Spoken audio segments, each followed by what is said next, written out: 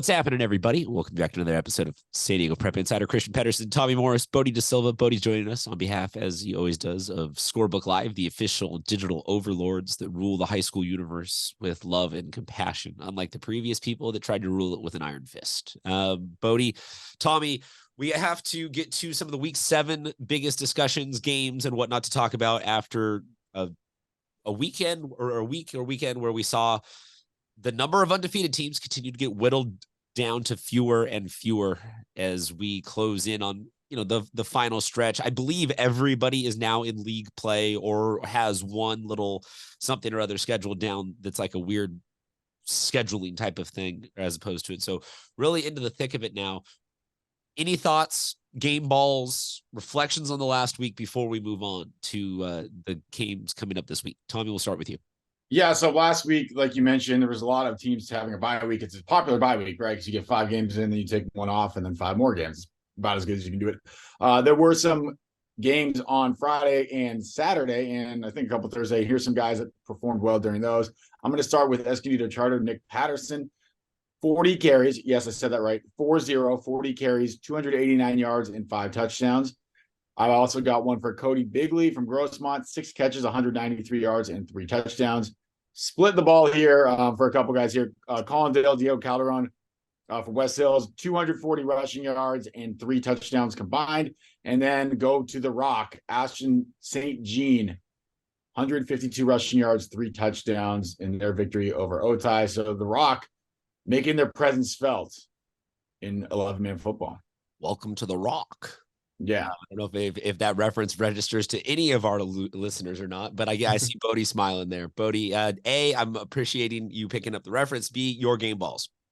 Yeah, a couple game balls. I'll talk about some guys that performed on special teams. Caden Coleman from El Camino, 146 all-purpose yards, touchdown reception, but also had a kick return for a touchdown in their win over rival Oceanside. And then Carlson Drake from Maranatha Christian. I know Maranatha, smaller roster, so guys kind of have to perform on all 3 levels there. 230 all-purpose yards and had a punt return for a touchdown in their win over Mountain Empire. And Maranatha, obviously coached by Nick Novak, former kicker in the NFL. So you would expect their special teams to be standout.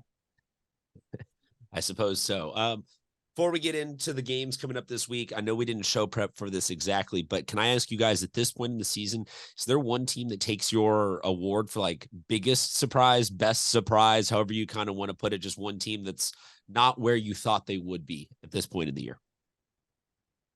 Yeah, I would say Helix for me. I liked them coming into the year. I didn't expect them to be 5-0 at this point. These last 4, I think it's been a neutral site and 3 road games. They've already made a trip to NorCal and took down a very good St. Francis team. So I'll be interested to see how they do. I mean, as of now, it certainly looks like that game against Granite Hills, which will be played at Granite Hills, will determine a league title. Certainly hopeful they're both undefeated up to that point. That would make it certainly a better storyline. I believe last year's game between the two was a 4 overtime, maybe 46-44, something like that. And I think on the other side, Granite has kind of been a surprise. They won a state title last year. I knew they had a lot coming back, but you work in a freshman quarterback, and it seems like they've hit the ground running. I mean, they just had a shutout last week, so they certainly are doing everything and more. So I would say Helix, though, is my team of kind of they've infiltrated that top 3, and can they jostle for a better spot come Open Division playoff time? Yeah, one of their home games technically was the Honor Bowl game, which is a Saturday at Cathedral Catholic, which isn't a home game. They've played played more games at Cathedral Catholic this year than they played at home. That's true. Tommy, your thoughts on most surprising team? Bodie sort of mentioned him. I'm going to say El Camino. First of all, scheduling Mission Viejo week 1 is eye-catching because Mission Viejo is a very strong Southern Section team. That's the only game they've lost.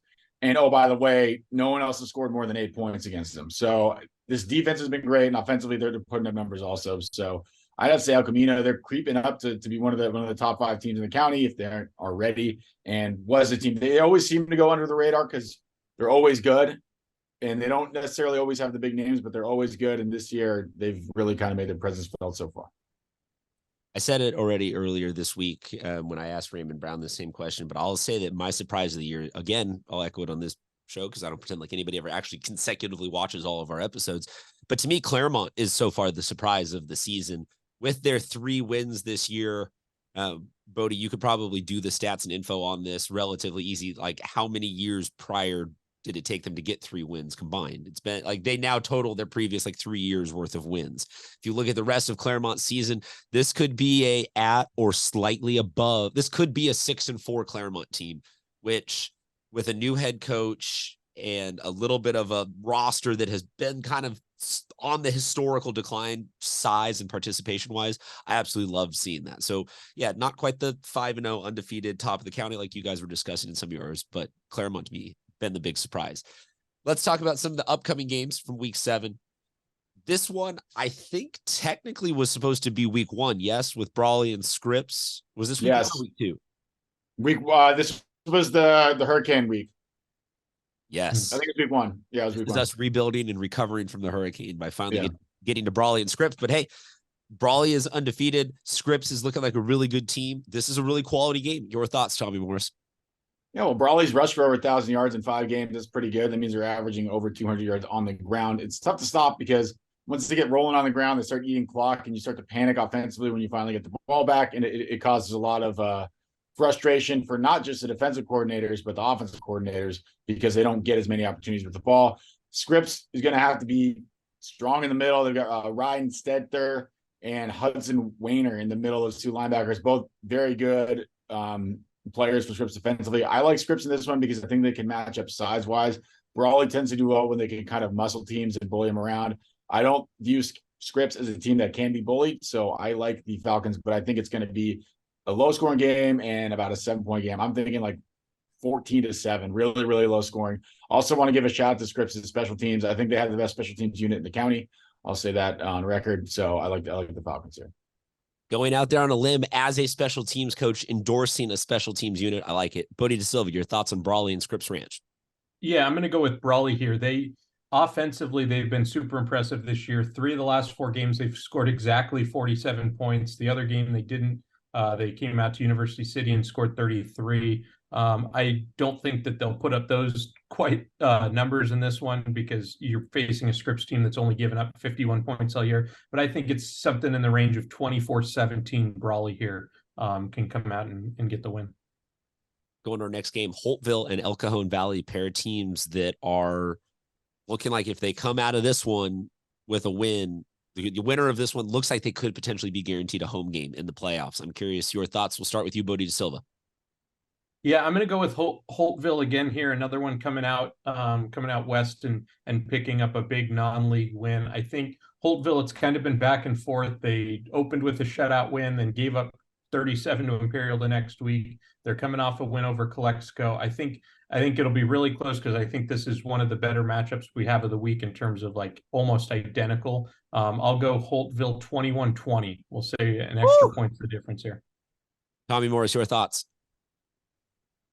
I like El Cajon Valley in this one. Derek DeBose over 500 rushing yards and has thrown for over 400. That's a quarterback with over 500 rushing yards. So pretty easy when the guy who's just taking the ball from center can run it himself.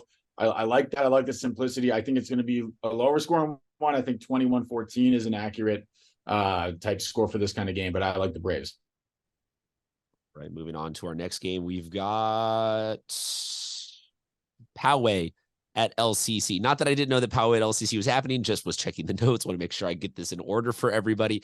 This game feels like a probably more important one for LCC, I would assume, just based off of the standings and rankings and everything. But nonetheless, Poway still with a ton on the line. Your thoughts? Let's start with you, Tommy Morris.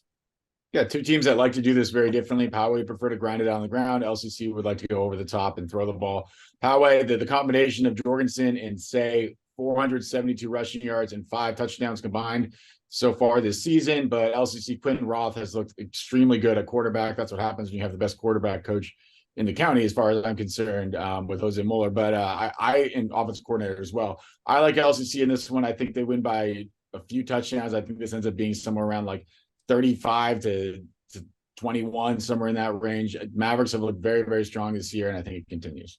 All right, Tommy Morris with a statement win there. He put on the SCO Mavs head, metaphorically, if you will. Bodie DeSilva, your thoughts? Yeah, this is one we agree on as well here. I think La Costa getting back home. They haven't had a home game since over a month ago against Del Norte. They've had the bye. They've had 3 straight road games. They had that loss against San Clemente, but they rebounded. They've scored 38 and 49 in their 2 games since. I think offensively, this is probably the best team they've had in close to a decade.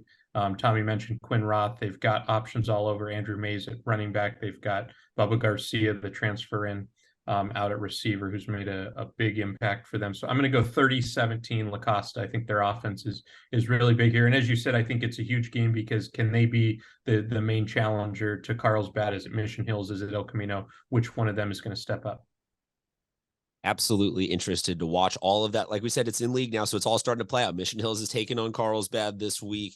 Someone's gonna be, you look at the Carlsbad schedule last year, they played a lot of really close games in league. So you got to assume that someone's gonna again be close on Carlsbad heels. Well, they're not, Carlsbad wins out. We will, play the games. We will find out, but it certainly doesn't seem like they're going to be a bunch of tomato cans down the stretch. I know that we got one more thing to get to before we get out of here. And Bodie will ask you if there's anything else, but we got to talk about Tommy Morris stepping into the broadcast booth this Saturday to, revolutionize the concept of multitasking. He's going revolutionize TV. He's coaching. He's punditry podcasting. He is also going to be live. Are you doing the color or the play-by-play? Color commentator, yeah. Give the people all the details. Well, it will be La Jolla Country Day, traveling to La Jolla High to take on Bishops. It's a Saturday game. It's a rivalry game. Very excited. It will be on Your View TV. That's channel 4 for most of you. So go ahead and pop it on. It'll be on after the Padres game. So I believe 7:30 start. There'll be a slight delay in the TV broadcast. If you stream it online, it'll be live though. But if you want to watch it on TV, get the full, watch it on your better screen, whatever it may be, go ahead and do that. It should be on channel 4 starting at 7:30. Love it. And you will be in the booth with Jonathan Rifkin, yes? In the booth with Jonathan Rifkin, yes. All right. Very nice. So Tommy, tell us, what's the hardest part about, is this going to be journalistic integrity for you? Yes, it will be. I've actually. Are you doing no, this? I am going. Yeah. No cheering in the press box, obviously. So it'll be an exciting one to watch. These are 2 very good, very evenly matched teams. Bishops has kind of run this rivalry recently, but Country Day's team this year, and we kind of mentioned surprise teams. Country Days look very, very good. They got some top 15 votes, and that's not a surprise to me based off how they performed in the first 5 games. So big win for them against Army Navy, kind of proving that they can play with anyone. And Bishops has gotten stronger every week, and they have a couple kids coming back from injury and that are now eligible via transfer. So this is about as evenly matched a game as you can possibly want. So I, obviously hyping it up because I'll be taking, be a part of it in the booth, but I think anyone who likes high school football should watch it. All right, fair enough. Like Tommy said, check it out on Your View TV, channel 4 San Diego here on Saturday. If not, you can also catch the streaming link. If you want to be a really good supporter of Tommy and Jonathan, make sure you stream it and watch it on TV to let people love the content. And comment a million times about how great it is. Tommy, can I comment, though, a million times about how confused I am by the play of the week behind you? Is it an invisible play? Did you not draw the play? What do we got going on Tommy's magic whiteboard? This is a play from backyard football called Hocus Pocus. If you know it, you know it. If you don't, you don't. Kick save and a butte. Tommy's best on-air save yet as I try to skewer him, but no, he dodges every bullet. Bodie DeSilva, you keep getting shout-outs from the SBLive people as having some of the most productive and well-received articles in the entire company. Congratulations on that. Anything people need to know about that you guys got coming out this week? Yeah, recruiting not going to be as huge in Southern California this week. I am still doing that, but in the San Diego section, I'm finishing up a list of breakout candidates. We're at the midpoint of the year. There's some seniors on here who maybe didn't play a huge role as juniors. There's, without giving the names, maybe a multi-sport guy that takes up football for the first time as a junior, having a huge year, or maybe someone who wasn't on varsity as a freshman, now having a huge sophomore year on both sides of the ball. So some different names. Don't know exactly how many people are going to be on the list yet, but yeah, it's fun to kind of look around the county and see guys that maybe weren't on that all-section team to start the year that are now putting up huge numbers. I'm Googling Charlie's stats as quickly as possible. I'll save you the time. That is not the person I meant. That's not a junior, Christian. There you go. No, I'm sorry, I might have lost some of that. Are you only talking about multi-sport juniors, or were you alluding? No. I just gave whether it's That was the big hint. In that one case, there is a multi-sport junior. Okay. No, well, no, the only plot line we need to talk about is Charlie Hutchison. That's the only multi-sport surprise revision that we need to make. A lot of multi-sport guys at Mission Bay. So is that Marshawn Cherry has been single-handedly holding on to like the best dual-purpose quarterback that Mission Bay has had in 20 years, and he held him back for 3 years of playing basketball. It's Stone Baxter. That's why I said one of the best, and within 20 years. I said since Stone Baxter. Yeah, exactly. Hey, look, man, it's always fun. Bodie, we look forward to downloading all that stuff. You can check it out at Scorebook Live or actually highschool.si.com, because to say that he's on the Sports Illustrated side. You can get the SBLive Sports app. Go watch Tommy on Saturday. We'll see you guys next week.